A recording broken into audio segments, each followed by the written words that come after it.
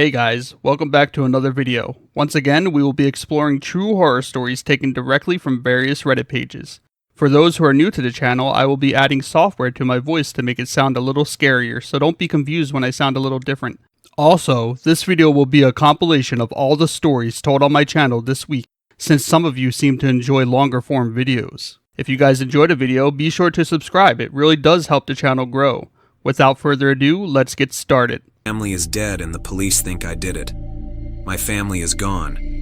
They were taken from me right before my eyes, ripped away like skin off my back. They're dead. My wife and daughter are dead, and the police think it's my fault. Like I would ever do something so horrible.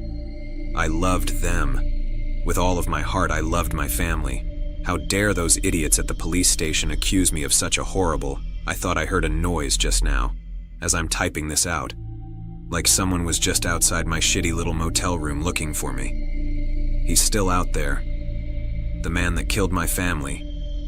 The man that framed me. I think he's saving me for last. He's close. I can feel it. He took everything from me, but no one will believe me. You'll believe me, won't you? I'll tell you what happened. I just need someone to believe me. Before it happened, we weren't doing great. You know those usual familial fights? How the house can feel tense when disagreements happen? Well, the latest one was about a school field trip. She wanted $60 to go to some museum or something, but money was tight. I'd been killing myself on overtime for over a year now just to keep us afloat, but we were drowning anyways. Bills, groceries, clothes, insurance, car payments, the mortgage. God, it was just all too much. Well, anyways, I told her we can't afford to send her, but my wife insisted we could spare $60, so I had to be the bad guy. I told her we couldn't, and that was final. After that, I was getting the cold shoulder from both of them. So, when I came home that evening after another 12-hour shift, I wasn't surprised to receive another sad excuse for a welcome home. My daughter sat in the living room, doing homework on our coffee table. She had folders and papers strewn about. Her backpack sat open on my chair. She didn't acknowledge me when I walked in. My wife noticed me at least. From past our living room in the kitchen, she gave me a lukewarm, "Hello, how was work?" I walked past my daughter and kissed my wife in the kitchen. I felt disappointed. She kissed me dispassionately, like she didn't even want to kiss me in the first place. "Long," I replied, taking off my steel toes. "How's dinner coming?" "It's going all right. I'm working with what I have. Did you go to the store on your way home?" That was her first little jab of the night. Lately, she loved to needle me. She would tell me about her discontentment in passing. Discontentment about not having all the food she wants, or about how small the new house was, or about how we haven't had a date in over a year. I knew it. I knew she felt neglected and discontent. Just another thing going wrong that I wasn't fixing fast enough for her. No, dear. I was too tired to go to the grocery. Well then, it's soup again tonight. I don't have ingredients to make much else. There was so much more behind those words. More than I could put on a page. She knew I hated the soup we got from the food pantry. She knew I hated to go to the food pantry at all. She was saying that I failed. I failed to provide my family with dinner, and now we have to rely on strangers for help. And because I failed to provide, I should be punished with food I hated. I'm sorry, I was at work all day. Well, I don't have a car to take to the grocery. You have the only car, so you have to be the one to go to the store. I don't want to make soup again, honey. That honey stung. It was a sweet shot filled with poison. Another jab. Anger swelled in me. I already knew that I was the one that had to go to the store. That I had our only car. That I fucked it up. But she just had to twist that knife a little deeper. Even after all that I provide for them. She still had the nerve to be ungrateful. To tell me I'm not doing enough. I was about to tell her off. Tell her that she needs to have some patience and that I'm her husband and I deserve respect. But my thoughts were interrupted by a loud banging sound outside. My wife and daughter stopped and stared at the back door with wide, fearful eyes. They were deer in headlights, waiting for a car to crash through our house. When nothing came, they slowly went back to how they were. She continued to stir her soup. My daughter went back to her homework, and I just sat at the dining room table. I took a breath and tried to calm down. I was too exhausted to have another fight. Wordlessly, I went to go sit in the living room. My daughter still didn't greet me. She wouldn't acknowledge me at all. But she knew I was there. I could tell. She was tense, nervous. She acted like a bomb just sat right beside her. "Hey, kiddo." "Hi, Dad," she said quietly, as if anything louder might make me explode. "What you working on?" I asked with as much enthusiasm I could muster, hoping she would match it. "Schoolwork," she replied, dryly. She was a whole other issue. She had gone quiet a while back, disconnected herself. Gone were the days of Daddy's little girl. Now she was a stranger who was afraid of me. I guess that's what happens when you're the bad guy too many times. "Can you give me more than a couple words, sweetheart? I missed you at work today, and I'd love to talk to you." She was frozen, afraid to look up, afraid to look at me. "Kiddo, I'm your dad. I just want to talk to you. I want to hear about school, or your hobbies, or your friends. Just anything. Please?" She was fighting back tears. "May I go to my room?" she squeaked out in a near whisper. "Why?" I asked, dropping my enthusiasm. "Why can't you just talk to your old man? I'm your dad." "She's had a long day and has a lot of homework. Just let her go to her room," my wife interrupted. "Oh, so you get to know about her day. But I don't. I'm not asking for much. I just want to talk to my daughter. Why won't you talk to me?" Another noise shook the house, much louder than the first. My daughter began to cry. My wife let out a yelp. I started to swear to myself as I went outside to figure out what all the noise was about. When I came outside, I found a man standing by our trash bins. Garbage covered the driveway, apparently thrown around by the man. He was dressed like a factory worker. He wore a Carhartt shirt, jeans, and steel toe boots. The outfit looked like it could have been one of mine. He stood facing away from me. His hands were bloodied and swollen, like he just got through punching something. "It's not right, you know," he said to me, still facing away. "Who the hell are you? Get the hell off my property." He ignored me. "It's not right, the way they treat you." "What the hell are you talking about? You're a hard-working man. You're an honest man. You work your ass off to give them a place to sleep. You buy them food to eat, and they don't even care. They aren't even grateful. So what the hell are you even doing this for?" "Because I love them," I answered. "But do they love you? Do they even like you? Do they even know you anymore? They don't treat you like a husband or a father. They use you. They take everything you give them without a second thought and then stick their hands out and ask for more. And what do you get in return? Passive aggression and one-word answers. You give away all of your love and you get none in return. That's not true. Fuck you, man. You don't know what you're talking about. They love me. We're just in a rough spot right now, that's all," I told him. My heart was beating out of my chest, threatening to burst with anger at the nerve of the stranger. But somewhere, deep down, I felt he was right. I did feel used, unappreciated, empty. You're lying to yourself. You're letting yourself be deceived by them. She doesn't love you anymore. She thinks you're weak, worthless. She asks for too much. How much are you expected to give her? You've given all you have and it isn't enough. You're not enough for her. Hers is a special kind of cruelty. Does it make your blood boil that parasite leeches off of you without a care for her host? And your daughter. How endlessly frustrating. How much effort does it take? How much can you try when she won't even look at you? She's scared of you, and for what? Trying to be a loving father, trying to talk to his daughter. How many times do you have to roll that boulder up the hill before you realize that she doesn't love you either? They hate you. They're killing you. They pile the world onto your shoulders, and hate that you fall under the weight.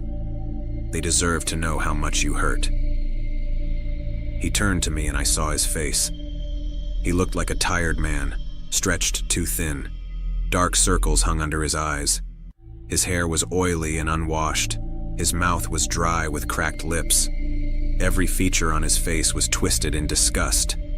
Hatred, rage. His breathing was heavy. His hands shook with adrenaline. His eyes locked onto mine and I realized two things. He looked exactly like me and he was holding one of our kitchen knives. I became stuck, completely unable to move. My doppelganger seemed to know this. He paid me no mind as he walked past me. I tried to run. I tried to move at all, but nothing happened. I was a passenger in my own body, with no control. He turned me, so I was facing my house. I was forced to stand there and watch it all unfold through the windows. I saw him stomp up to my door and let himself inside, slamming the door back shut. I heard the man rampage through my house. He slammed the soup off the stove, letting the giant pot clatter loudly into the wall. My wife screamed my name. I struggled for control again, but I had none. I heard my own voice scream out in anger before my wife was stabbed. The sound of steel on bone pierced my ears. I saw her eyes. She gurgled in pain as her lungs filled with blood. I heard her ribs snap. All the while, a voice like mine screamed incomprehensibly in a rage about love and patience and kindness. I heard my daughter crying. I knew she was as frozen as I was, powerless to stop what came next. "Why won't you just talk to me?" My voice came from inside my house, muffled through the walls. She suffered the same fate as her mother. I was still frozen as the back door opened. He walked leisurely over to me. Blood spattered his shirt. It wicketed wildly, rolling off the hydrophobic fabric and dripped onto the pavement. His arms were buried in raised scratch marks, defensive wounds from my wife fighting back. His steel toe boots were drenched in gore. It's just too much. I can't remember anymore. With a sardonic smile, he got up close. I was powerless to stop him as he scratched my arms and rubbed my family's blood onto my hands. He put his clothes on me and mine on him. They were soaking wet and I began to shiver. He put the knife in my paralyzed hand before stepping back and admiring his handiwork. Satisfied, he flashed me a quick red smile, and then he was gone. When I regained control, I got in my car and ran away. He took them from me and I can't do anything about it. If the police find me, it's over. I'm done. They think I did that to them. I didn't. I couldn't. Everyone has bad thoughts sometimes, but that's not evidence. That's not real. I'm not capable of that. But those fucking idiots won't listen to me. It's not fair. I don't deserve this. I'm a good husband. I'm a good father. If I could just... Someone is banging loudly on my door. My partner suspected a cover-up in a murder case. His death proved it. Brant's a decent kid. Young, eager, the kind who still irons his tie. He's joined recently, which is why I assign him the smaller, easy cases. Natural deaths and vehicle accidents mostly. Open and shut cases. Today, he's pacing my office, eyes wild, insisting 7 natural deaths over 6 months are murders. All connected, apparently. I've dealt with rookies before. New detectives, overly ambitious, tend to chase ghosts. But this was rather serious. Brant was accusing an old, well-known chemist, which could get me in trouble. I had to talk some sense into him. 7 victims, respiratory failure, stroke, heart attack, natural causes, Brant. He slapped a file on my desk. They were all former students of Miller Wren, the chemistry professor and researcher. 6 years ago, these students brought Wren's plagiarism scandal to the public light, leading to his resignation as a professor. You're telling me someone figured out how to kill people and make it look like a stroke? Or a heart attack? Come on, Brant. You're reaching. But, sir, you've got the motive, Brant. Give me the method. I lean back in my seat and sigh. This is where he will get stuck. Each victim received a luxury perfume bottle days before they died. Different brands, no fingerprints. But here's the thing. He tapped a photo of a sleek glass bottle. All of them were only 3/4 filled, sealed airtight. I tapped my foot impatiently. And? Imagine this, sir, Brandt said, leaning in. You're gifted a perfume bottle. What's the first thing you'd do? Open the seal. Maybe smell it at the opening. Oh, Brandt nodded slowly. Exactly. That quarter empty space isn't air, it's gas. Odorless, undetectable, designed to trigger delayed reactions, hours, days later. Mimic natural causes. I paused, processing his words. Forensics found nothing in the victim's systems. He hesitated. We tested the bottles. Nothing came up. No toxins, no poisons. But that's the point. It's something new. Wren's a chemist. He could have engineered it to break down post-mortem, leave no trace. The natural deaths. I believe the gas targets the nervous system, triggers vasospasms, arrhythmias. By the time it kills, the evidence is gone. Hell of a story, Brandt. It's not a story, sir. Without evidence, that's what it is. The pattern's there. Patterns aren't proofs. I stood, grabbed the water pitcher by the window. You're spiraling. Here, calm down. He took the glass, gulped it dry. I'm not crazy, sir. Wren's smart enough to pull this off. I nodded. All right. Let's say I believe you. What's the next move? How do we prove it? Before he could answer, he froze. He clutched his chest, his face twisting in pain. His left arm went limp, and he collapsed. Brandt! I knelt beside him, feigning panic. Brandt! Brandt! God damn it. I should have turned the cameras off. Now I have to act all panicked. Something that is almost exactly water but kills. Definitely do not want to be on that man's bad side. Damn. Wren better pay me extra for this. One dies, but not everybody lives. My mother killed herself when I was 3 because she couldn't deal with me. She was at the kitchen table chopping vegetables. I was seated on a chair watching her.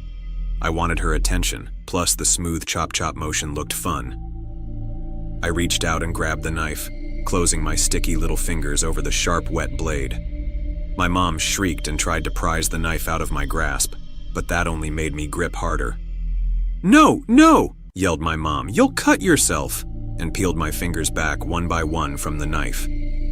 Then she looked at my blood-free hand, smeared only with some green, glistening celery juice. She knew then. She knew beyond a shadow of the doubt. She couldn't pretend anymore. She had known since I was born, she must have, as had the midwife and nurses who delivered me. But they all carefully suppressed knowledge. After all, there I was, a healthy-looking baby who still needed care, despite being dead. My mom picked up the knife. Smiling a little, she dug the tip into the soft flesh of my arm. I smiled back. Mommy was playing with me, and reached for the knife again. Wanting to keep her interest, I dug it in deeper into my arm. Look, Mommy. Mommy pulled the knife away and looked sadly at the no blood on my arm. She brought her face close to mine, looking deep into my eyes. I have looked at myself in the mirror in the selfie camera 1,000,000 times since then. My eyes are perfectly normal brownie blue eyes. But Mommy turned away, and I watched her walk casually out on the small balcony off our kitchen and tip herself over the railings. We lived on the 9th floor. She fell silently, without a sound. After that, I realized that I don't bleed when pricked, and live humans think that is a terrible thing. The rest of my childhood passed by uneventfully enough. I knew I had a secret, which I needed to keep. My dad did an adequate job, and once I was 8 or so, Aunt Gloria joined our family. I kept myself secluded and distant, because I didn't want anyone looking into my eyes and digging a knife into me, and then killing themselves. But by the time I was 15, Aunt Gloria kept asking me about my period. Eventually, she said she'd made an appointment to take me to the doctor to make sure everything is working there. I thought about killing her and running away, but I had nowhere to go. Helplessly, I let myself be taken. The doctor examined me, inside and outside, I remained silent. Then she looked into my eyes. I waited. But she didn't kill herself. She smiled and said, "It's okay. There's many of us, dead ones. It's all going to be okay." I looked back into the empty holes of her eyes, and I nodded in recognition. My therapist made me write an apology letter to my abusive father. Dr. Matthews expectantly stares at me while I forge my half-assed letter. Dear Dad. The start is cliché as fuck. Sounds stupid, but that's all I got for the beginning. I know you had faults. I understand what could have drove you to the lengths you did. I still remember the bottle.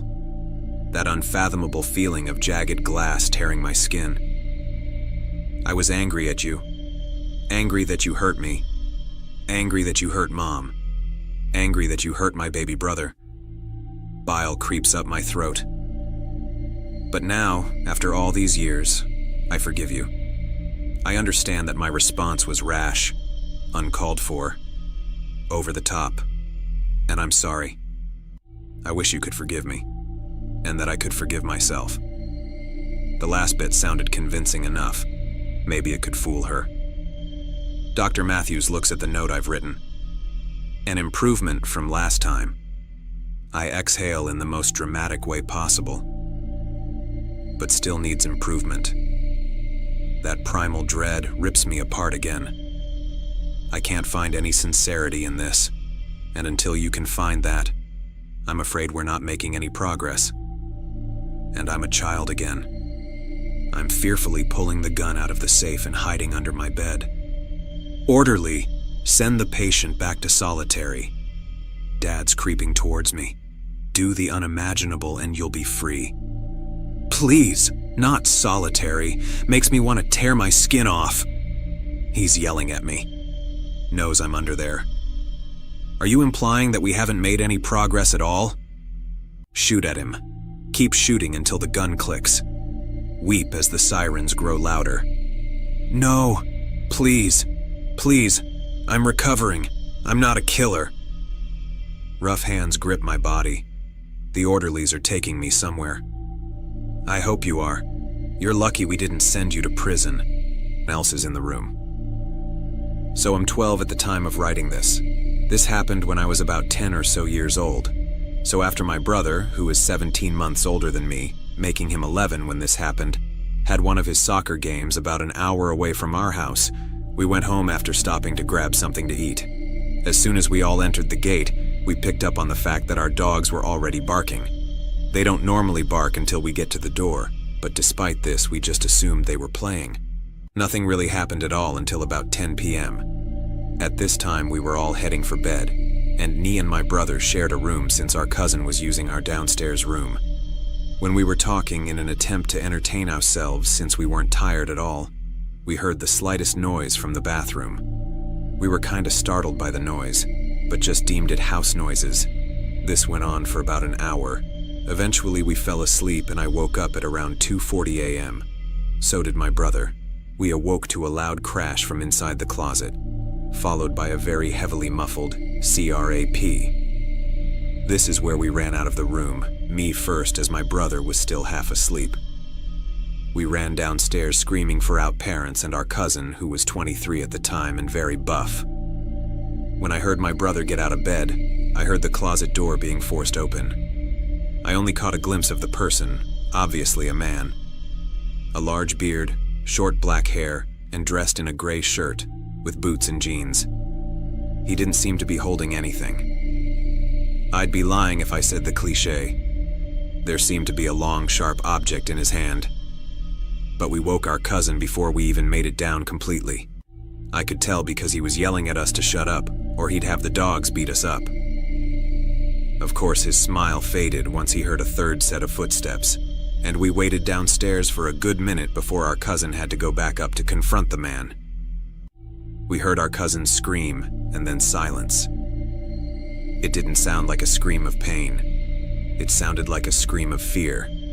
He ended up knocking the man unconscious and suffered a few good hits to the ribs. Our parents also came downstairs when they decided to go and yell at us for waking them up with all the noise. Eventually, the cops showed up and arrested the man. He was mid-40s and very mentally ill. I'm not sure who he was or where he is now, but I hope he is receiving the proper treatment and doing better. As of right now, nothing new has happened. I will update if it does, That laugh. So this incident happened to me when I was 17. It was around 3:37 a.m. in the midnight. I was watching anime on my phone. It was my friend. Let's call him Brian. So Brian called me in the midnight and asked me to come to his house. I asked him why, but all he said that just shut up and come to his place and come ASAP and drop the call. So in the next few minutes I was thinking of an escape plan. So I slowly went downstairs, picked up the keys to the main doors, and I was unlocking the front door. So just when I was about to open the door after unlocking it, I heard someone laughing. It was a very faint, but a really terrifying and sinister laugh. But still, I thought that I must have imagined it in my head because I was so afraid that I don't get caught by my dad. So I opened the front door, and I went to open the main door. While I was trying to find the keys to the main door, I heard that laugh once again. This time I was sure of it. It was real. Holy crap. I was so terrified even by the idea of some strange lady standing near my house in the middle of the night and laughing that I dropped the keys on the floor. I was so terrified that I was frozen like a statue. I wanted to run away, but it was as if my body refused to move. Even now, thinking about that incident is giving me chills. The next thing I remember was that my father slapped me on my cheek and asked me what the heck is going on. But I didn't say any word and just kept standing like a statue. My father shook me by my shoulder and asked me again. I ended up bursting into tears. I was crying and told him everything that had happened. Next moment, he took out my cricket bat, opened the door, and checked outside, but there was no one to be found. My dad came back and asked me if I was lying to him about all of this. Then I took out my phone and showed him my call history, but there was no call from his number. I was shocked about what had happened just now. I was so shocked, confused, and terrified at the same moment that I threw my phone on the ground and ran inside my room and started to cry. Minutes later, my mom came to me and asked me if I was telling the truth. I convinced her that I was not lying and it was all true. Then she asked me to sleep because I had exams in the morning. I tried to sleep, but I couldn't. Then around 5:30 in the morning, my dad came in and said, "It is about time I wake up or I'll be late for my exam." So I got up and got ready and was waiting at the table for my breakfast. Then my dad came to me and asked me to forget all what had happened, because he said that I could have just imagined everything about that someone was standing near our house in the midnight and laughing. He said that it could have been because of sleep deprivation. But I know that I wasn't just imagining things all of a sudden. It was all true. My same mistake. Hey, it's been 20 years since this last happened, and I want you guys to make sure you don't make the same mistake I did. One day in November, I and my friends were at a park. We all were about 6 to 7 years old. I met a kid at the park named Riley. She was there with her older brother, and he was nice and looked to be 6 feet. We played with him for 2 hours.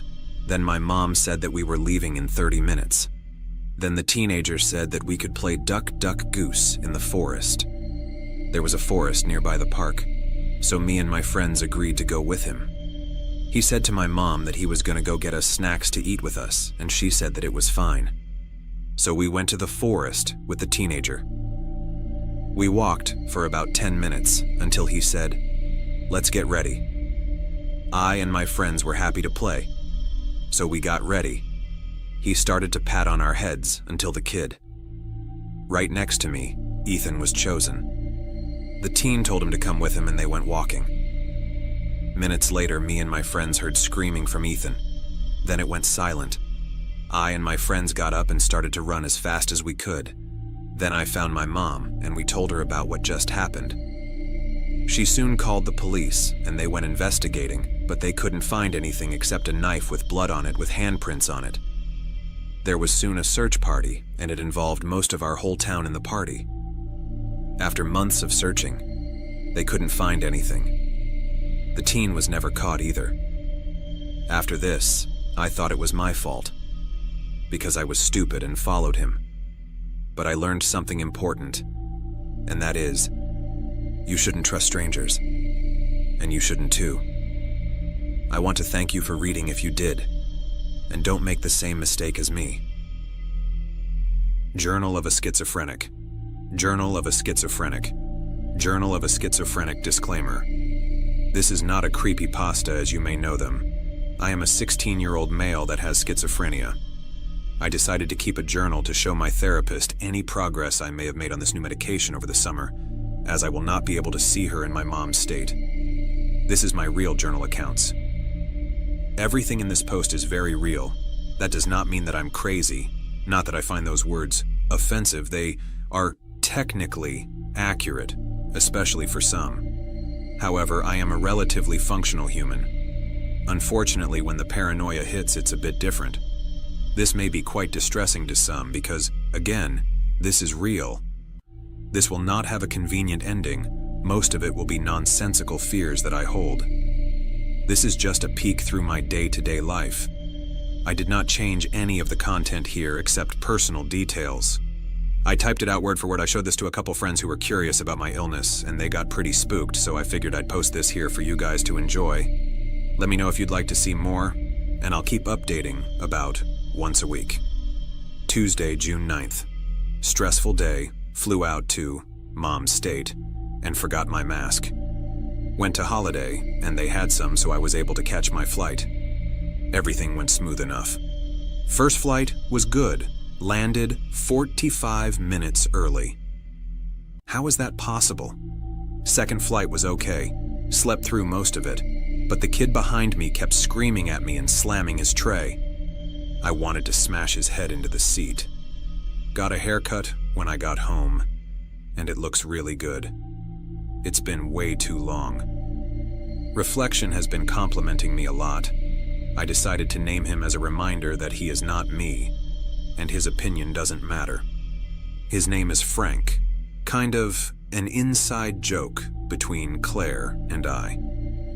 Been talking to her more too lately. I guess she really wasn't avoiding me after all. Left my glasses at the airport, but Mom wasn't mad and said she'd get me a new pair. Dad made cube steaks and gravy, salad and broccoli for dinner, and it was so fucking good. Putta. Oh, we also had really good sushi for lunch. Weighed myself, and I'm 174.6. I'd like to be about 165 by the time I leave. Wednesday, June 10th. Finished watching The Invisible Man with the family tonight. Surprisingly good movie. Also opened up the iPhone 3G and found that the batter was expanded and wouldn't hold a charge. Lost 2 of the screws. Mom and Dad ordered me a new battery though. I think that gets here Friday, so I'm excited for that. Overall, today was a pretty uneventful day, but was a good one. Frank was quite enough today, or at least quieter than usual. Oh, Mom made tortellini soup today. It's my favorite. Thursday, June 11th. My Amazon package comes tomorrow, and I'm pretty excited about that. Today was a pretty chill day. Dad showed me this new show called The Expanse, and it seems really good. Finding distractions is helping me keep my mind off IT and act normal. Frank keeps calling me to the bathroom to talk about IT though. I know they're in there too, but at least they can't see what's in my head. I'm just going to keep myself distracted and act as normal as possible. They can't know that I know. Friday, June 12th. I'm anxious today. Frank's been calling me more and more to talk about IT. I hope they haven't noticed. I want to tell Mom and Dad about them, but I don't want to get them involved. What if they hurt them? I don't know what to do. Scared. Haven't been sleeping well lately. My meds are making me sick, but I know I have to keep taking them. We went to check out the cabin today though, and I'm excited to get out of here. I just don't know if I can wait a whole month. Amazon package came today in an all-white, unmarked truck. I know the man was one of them. I could see it in his eyes. He waved to me from the truck and I had to wave back. They can't know that I know. Don't let them find out. Saturday,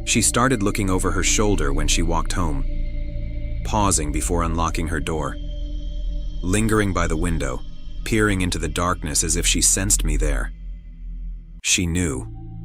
She didn't know who, but she knew someone was watching. I should have stopped.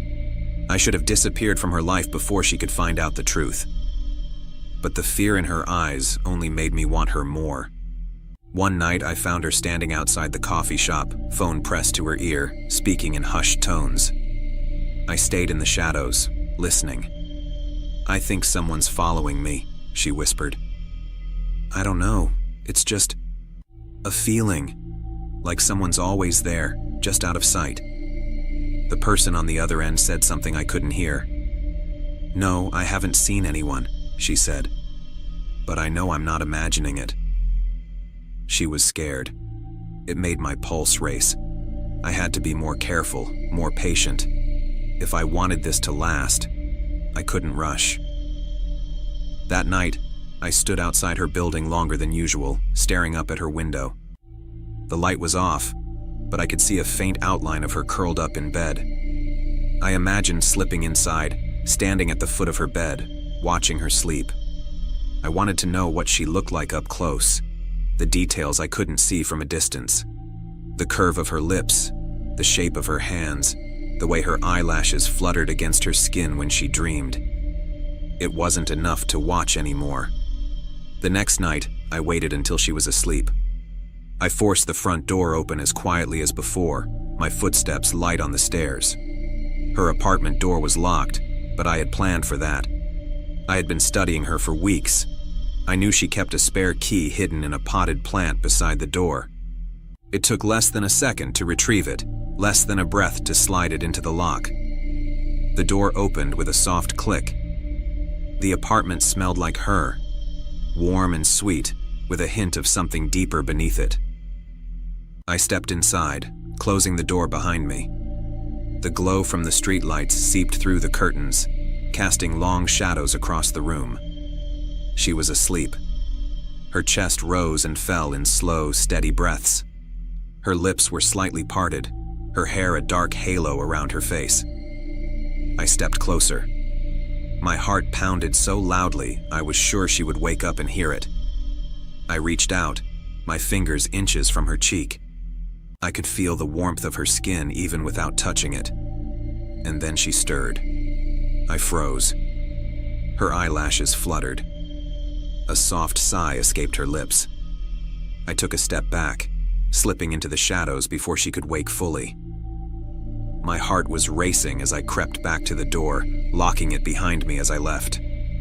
I barely slept that night. I had been so close, and I knew, soon I wouldn't be able to stop myself. The thought sent a shiver down my spine. Because the truth was, I didn't want to stop. Anyone who's ever committed murder? What's the story? One of the most intelligent men I knew, my former boss, R, passed away of old age last year. When he was 16, which would have been in the 1940s, his mostly absentee, degenerate, doper father showed up, took R's younger sister in the garage, and beat her almost bloody with a belt. R arrived just in time to roll up the garage door and told the old man, "You ever touch her again, I'd kill you." The next day after school, he comes home to hear his sister screaming in the garage. He goes in the house, grabs Dad's shotgun, rolls up the door, tells Sis to run, and shoots and kills the sumbitch. R was taken to juvie till trial. Sister was sent to live with an aunt. At trial, the local Baptist pastor told the small-town judge he and his wife would legally adopt R. Judge declared the killing justified, and R grew up safe and loved, and got a degree in psychology. He told me the adoptive parents were his real parents. So I was newly pregnant, and meeting the rest of my family-in-laws during a holiday gathering, I met the aunt who used to be a rising star in LA as a model featured in magazines. If I recall correctly, she spent 17 years in prison because she was a drug mule transporting drugs during her modeling gigs. Anyway, I also met her boyfriend. He was charming, and my 6-year-old son loved him. Heck, even I was swooned by his charisma. When I left the family dinner, I was informed he was recently out of prison because he murdered 2 men and placed them into barrels before dumping them into the sea. Maybe he's a changed man? Error. A year later, I realized I haven't heard about this man in a while. When I asked the in-laws, there was a sudden silence. That's when I found out he murdered another man and tried dumping the body with the same method. You'd think he would have learned his lesson by now. Awkward part is, he left behind a barrel in the house where I'm staying at. It took me 2 years before I pried it open out of curiosity. It was camping gear. Thank you, baby Jesus. My father killed my mother and made it look like a suicide. He admitted it to my sister after he had a stroke and lost his ability to filter his mouth. She was getting 100% disability from the Veterans Administration, as was he. He liked to spend his money on beer and hookers. Saw him once when she was hospitalized. Wanted her to cover the bills. He got nearly as much in a widower's benefit from the VA as she was getting for disability. He was bragging the day before the funeral about how much he would be getting. Who does that? He was so greedy and sadistic I knew he did it all along. He'd abuse my mother to the point that she would break down and have to be hospitalized for up to a year. She was disabled due to having contracted malaria during World War II in the Philippines and having a high fever that normally kills. But in her case, she survived with severe nervous system problems. Very sensitive and vulnerable. He sent her to the hospital many times in the 14 years that they were married and forged his name to her savings where the VA had deposited her checks previously while she was hospitalized. He stole her money every time. And yet the police believed him when he lied and said he never abused her or anyone else. He would beat all of us when we lived with him. My grandmother hired an attorney to go talk to the investigators several months after the funeral, but they said the case was closed and refused to hear anything. My daughter shot and killed her abusive ex-boyfriend in front of me. She had come to stay with us to get safe from him. Every day we caught him in the yard. Every day we called the cops. Every day they did nothing. When he showed up and tried to force his way into the house, daughter grabbed a gun. Told the cops she had a gun. The cops are 2 miles away. They never show. 20 minutes later, he gets sick of waiting on her to give up and charges her. She shoots him at close range. I tell the police. She has shot him and he is on the ground. 15 minutes later, one lone patrolman shows up, sees him on the ground and says, "What's the matter with him?"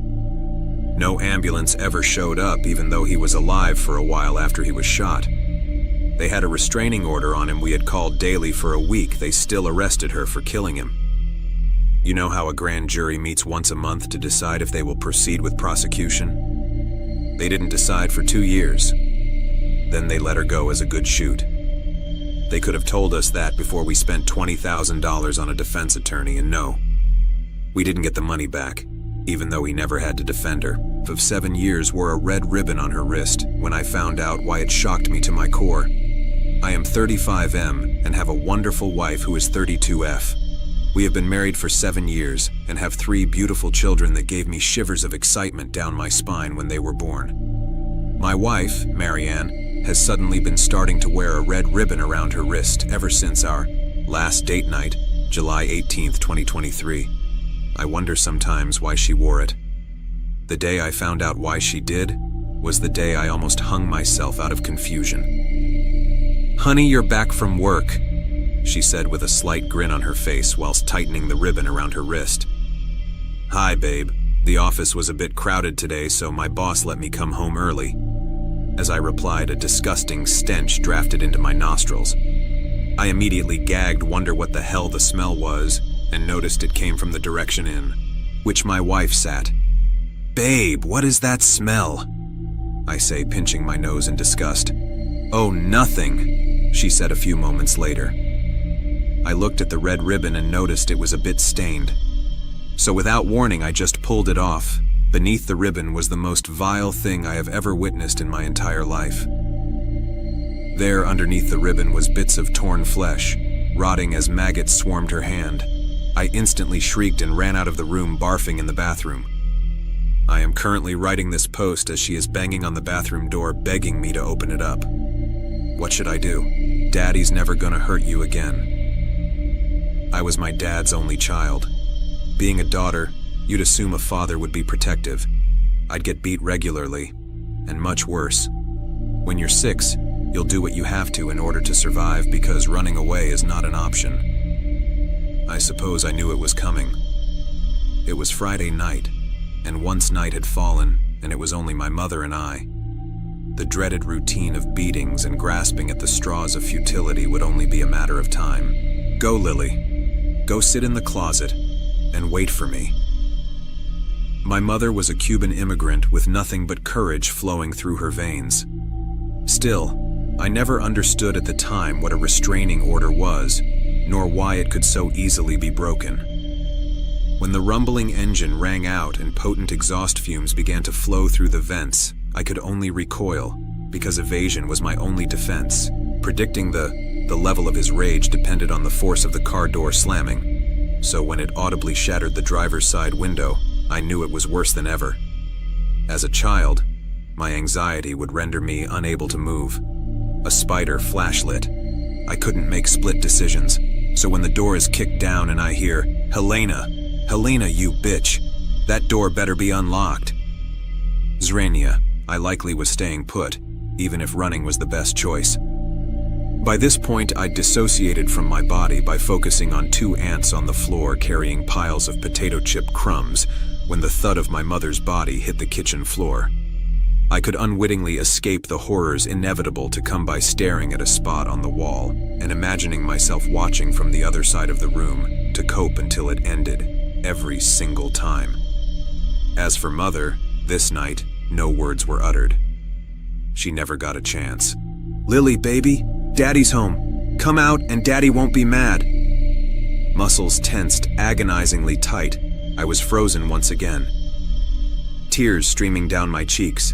I'd learned to cry silently. The stumbling, uneven footsteps on the first floor told me he was more inebriated than usual, and also it told me that Mom was really hurt. Usually she'd fight him with every fiber of her being on his way to the staircase, despite it always resulting in bloodshed. And then, 1, 2, 3, the footsteps creaked up the steps. "Lily, here I come. Better be special for me tonight. Be a good girl and come out." Mom always instructed me to hide in different places, but never thought to tell me to just leave. The internal force of my inability to react and the external evil of my impending death had me feeling acceptance. At only 6 years old, I was already prepared to die, and die horribly. 4, 5, almost up the steps. I'm a spider under a flashlight, wanting so terribly to make the decision to run to the bathroom and hide behind the curtain, but too frightened to act on it. "Mommy, if ghosts exist, then please do something." Then, that inevitable cracking of the broken top step. He's here. Dad was at the top of the steps. The bathroom, the shower curtain, hide in plain sight. Do it, Lily. It's your only chance. The first place he'll look is the closet. I was screaming inside. Then I heard the bathroom door slowly creak open, steps moving inside, and the shower curtain. Metal against metal. He'd ripped it off the hinges. No Lily there! Where could she be? Where did Mommy hide you this time? Sweating, heart racing, fingers running up and down the delicate skin of my belly, and brush over the soft skin of my arms, over top of the already existing scars. How much worse will it get? How much more blood would I lose once again? Dad was just outside the bedroom, and then the footsteps halted, right outside the door. By the sound of the metal against the hollow door, I knew tonight he had a bat. Broke my legs with it once. I began to grip and pull at my clothes, and then I couldn't stop it. I began crying profusely, and in an effort to hopefully live, even if it meant disfigurement, I stood up and got ready to step out into the shadow of the 6-foot-tall, brooding figure bearing down on me. Ready to take the whipping, beating, or worse, that thing which would awaken me in sweat from my nightly terrors. If baby girls in the closet, come out wherever you are. I'd accepted my fate, and then a dull, loud tack noise and vibration of the floor from a loud slam. Dad was so drunk, he'd fallen over. Maybe now I could run, but I couldn't get my legs to move. And then, the visual of my mom's bloody corpse flashed in my mind, and miraculously, something imperceptible caused me to jump up and run. I pushed out of the closet and ran to the door, prepared to jump over Dad's hopefully unconscious body and leave out the back door. And as I approached the door, I was stopped in my tracks. Standing in the hallway was my mother, unharmed and untouched. And at her feet, Dad's lifeless body with an axe in his back.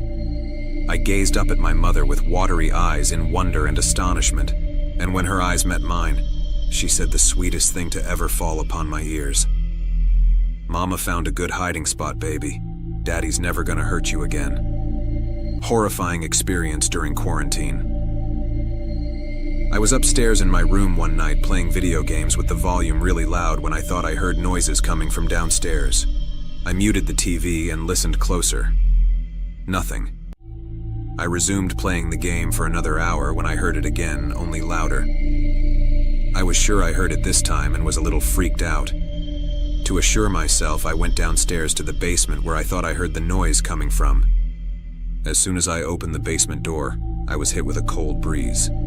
I went downstairs and saw the window wide open. I was 100% sure I'd closed and locked all the windows in the house. I was ready to make a run for it when something stopped me. I turned around and for the first time noticed the closet door was slightly cracked open. I stood for what seemed like 30 minutes in front of that door, debating whether I should open it. I moved closer and put my hand on the doorknob. All of a sudden, I heard a creepy crackle coming from inside the closet. I have never run faster up a flight of stairs before. I locked the door and called the cops, who had an unusually fast response time. They came in and searched the house, and not even 5 minutes into their search, I heard a gunshot from downstairs. A few minutes later, they came out with a deranged-looking man, probably homeless. They put him in the back of the car and told me they had opened the door, and the man was holding a gunshot at them and missed. He luckily missed, and the cops disarmed him and arrested him. The scariest part was how close I was to opening that door and likely being murdered. My brother didn't leave his room for 3 days. My parents wouldn't let me check on him. On the third night Jacob didn't come out of his room, I got the courage to bring it up to Mom. "People don't sleep for this long," I said. She was cooking a casserole, the 6th one this week. We were running out of fridge space for the leftovers, but she kept making more. I would watch her from the corner of the kitchen, her posture curved and her newly grayed hair hanging over the food. I walked over and tugged at her sleeve, but she didn't respond. She was slathering butter on the top crust. "Mom," I said, "did you hear me?" "He needs his strength," she said. "We can't be bothering him." Before I could say anything, Dad walked in. His eyes were red and swollen, but he was smiling. He had 3 cans of Coke in his hands. "I'm starving," he said. "I still have the taste of that horrible cafeteria food in my mouth." "You would think hospitals had good food for how much money they make," Mom said. "I know, right?" Dad said. He placed the Cokes on the counter. Mom didn't want us to go near Jacob's room, but I was getting worried. I peered out from the kitchen. His room hung at the end of the hallway like an abandoned lighthouse, the only sign of life being the NY Yankees poster taped to his door. Near the ground, there was a small sliver of space to see if he had turned on his lights. It was still dark, as it had been for the last 3 days. I turned back to Mom. "Shouldn't we check on him?" I asked. "I don't know why places like Wendy's or Burger King don't put up little shops in hospital," Dad went on.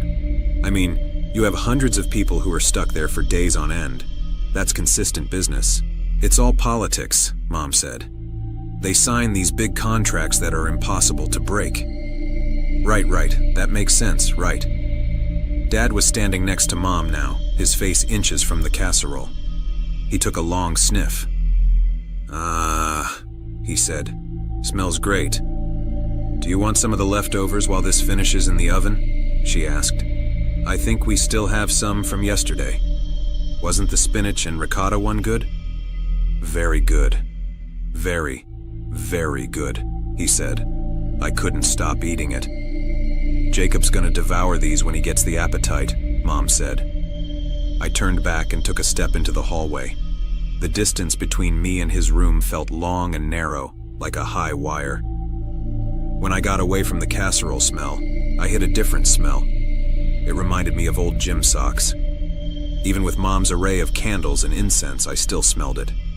It cut through everything. The last time I saw Jacob was on the drive home from his treatment. His face was a pale green and his eyes kept rolling back. Mom said I had to keep talking to him, to keep his focus. I told him about my friends from school and how they keep pranking the teacher by putting tacks on her chair. It wasn't true. I saw it on a TV show once, but I was running out of material. It didn't matter though. Jacob didn't even respond. All he did was cough. Pink drool was spilling onto his t-shirt. "Danny," Mom said, "why don't you heat up some of those leftovers? We're all craving that spinach and ricotta casserole." "I can't stop thinking about it," Dad said. "I was dreaming about it last night." I ignored them. I kept my focus on my brother's door. I didn't dream about the casserole like Dad. I kept having a different dream. My brother was running into my room and flicking my ear. It was a game we used to play. We would tiptoe up to the other's door, then wait for our moment. Then, the attacker ran in and got 1 or 2 good flicks before retreating. In my dream, though, Jacob would run in and flick me, but I wouldn't move. I just stood there. He would flick and laugh, then flick some more. Sometimes he would flick so hard my ear flew off. "Earth to Danny," Dad said, snapping his fingers in my face. He was standing in front of me, blocking my view of Jacob's door. "Do you mind heating up 4 portions of the casserole in case Jacob wants some? We're going to eat that before this next casserole because we want to make sure Jacob's able to try it because, in my opinion, it was definitely one of your mom's best." I looked up at him and held my eye contact. I couldn't say what I was thinking, so I wanted Dad to feel it. Maybe if I stared long enough, my feelings would translate. But Dad looked at me for only a moment, then away. In that brief connection, though, I saw something I didn't want to see. It was like staring down the tunnel of the world's deepest well. "Come on now," he said. He grabbed my shoulders and turned me around. His voice got heavier. "You're going to want to heat up each piece individually, because if you do them all at once, then you won't get even heat through the pieces, and you'll probably have a couple that are too hot and others that are too cold, and then Jacob won't get the full picture of how good these casseroles are." Dad let go of my shoulders and walked ahead of me, but I stayed in the hallway a moment longer. I turned to look at my brother's door one last time.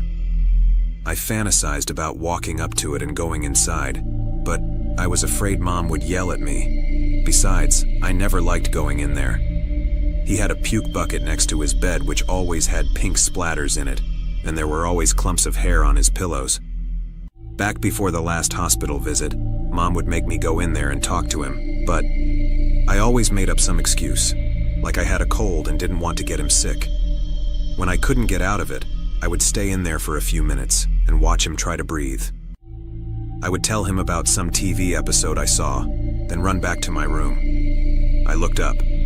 I thought I was walking back to the kitchen, but I was moving toward the door. I didn't want to, but I kept moving, like my limbs were controlled by a puppeteer. I put my hand on the doorknob. I turned. The gym sock smell filled my head like helium. Through the darkness, I could make out a sliver of my brother's face. The soft evening light fell on him. His eyes were open, staring at the ceiling. His arms were straight as rulers, and his fingers curled like a blooming rose.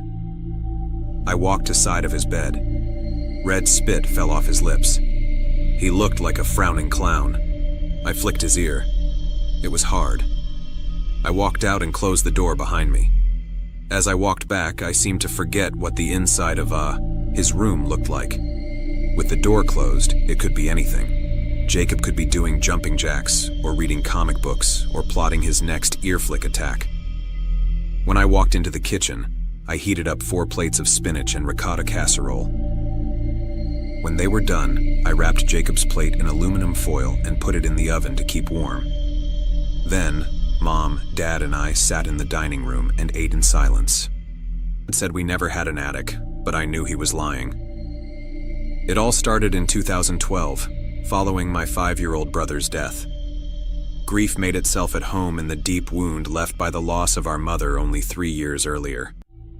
I was only 9 years old, too young to endure such agony. Then again, I don't know whether anybody would be able to bear what I've seen and felt. After Eric passed, it was just Dad and me. But I felt, in a way, as if I'd buried my father too, or at least buried the version of him I had once known. Eric's funeral seemed to break him. In fairness, my father has always been inward and reclusive, but he became worse after my brother died.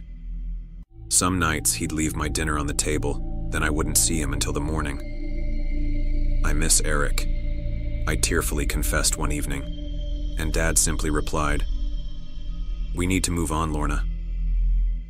Maybe that would have been easier if I hadn't felt so isolated. Knowing what I know now, however, I wonder whether I should be thankful. I was a meek child, and trauma has left me a meeker adult. The meek go unnoticed, and that may well have saved me. At some point in late 2012, I spent the weekend with my grandparents, and when I returned, I immediately noticed quite a pronounced difference in the house. "Where is it?" I asked as I lugged my suitcase across the upstairs landing. "Where's what?" my dad asked in a flat tone. I nodded my head at the white plaster on the ceiling above. "The attic door." He frowned. "We don't have an attic, Lorna." I rolled my eyes. "Very funny, Dad. What's between the ceiling and the roof, then?" "That space is structural," my father said softly. "It's not accessible." That made no sense to me, but I was young, too young to question my parents' supposed wisdom. Of course, I knew the attic door had existed, but I assumed that Dad had been playing a practical joke. That filled me hope. Hope that for the first time in many months, his sense of humor may have returned. Still, as the years went by and the attic door remained only in my assured memory, I began to feel quite uneasy. I hated walking underneath that ceiling and seeing only white, rather than the wooden door which had once been there. Maybe I would have eventually got over it, would have come to believe that I'd simply misremembered my childhood, if it hadn't been for my dad's conviction that I'd lost my mind. A strange, abrasive conviction. He always seemed to be on the verge of losing his patience. Still, Dad promised that there was nothing but foam, wood, and wiring chases in the space between the second-floor ceiling and the property's sloping roof above. No space for a proper attic, according to him. Anyhow, by the time I entered my teenage years, I'd stopped asking about the loft space from my childhood. Stopped caring, truth be told. I became buried in school, then college, then university. All the while, I drifted farther and farther away from Dad. And that came down to more than the ceiling. Our relationship has only become more strained as the years have gone by, and the same is true of every relationship my father forms. He broke up with Jenna just before Christmas, which turned him cold and standoffish. I've never liked him in that state, and admittedly I missed Jenna. She'd been somewhat of a warm, comforting presence in the house for the past 4 years. In spite of this, the first alarm bell only started ringing this morning. Around 3 in the morning, to be exact. A few hours before I needed to get up for work, I was woken by a series of noises. They came from above. 3 weighty, board-buckling creaks. It wasn't the sound of the ceiling settling, wasn't the sound of rats burrowing through those supposed wiring chases in the inaccessible loft space. Rather, it was sound that confirmed what I'd always known. Something was moving around above me, in the very real attic. But I didn't call out, didn't investigate. Instead, I clung to the edge of my sweaty duvet and lay silently, swallowing the shriek that wanted to escape. I've mastered the art of burying fear. Part of me knew that to call out would be a very, very unwise idea. The part of me that has been suppressing things since I was old enough to remember them. The things that happened even whilst Eric and Mum were alive. I remember the set of eyeballs that would watch me from the crack in my ajar bedroom door. Sometimes I'd wake during the night, and see them disappear into the black. I remember the time Dad stood and watched as I, barely more than a toddler, flailed helplessly in a swimming pool. I'm sure I've forgotten worse things, but I'll never forget what I saw this morning. This morning, something possessed me. Some new source of courage, or more likely, delirium. My dad went to work, and I had time before my shift, so I went into the garage, fetched a sizable hammer, and returned to the upstairs landing. I took to the ceiling with a series of swings, tearing a hole through the white plaster with alarming ease. At first, I thought I'd underestimated my own strength, but then I realized there'd been next to nothing in the form of resistance from the ceiling. Nothing to prevent my remodeling project. I spat plaster and dust from my wide mouth. Then I eyeballed the black abyss above me. I knew it. I'd known it for 13 years.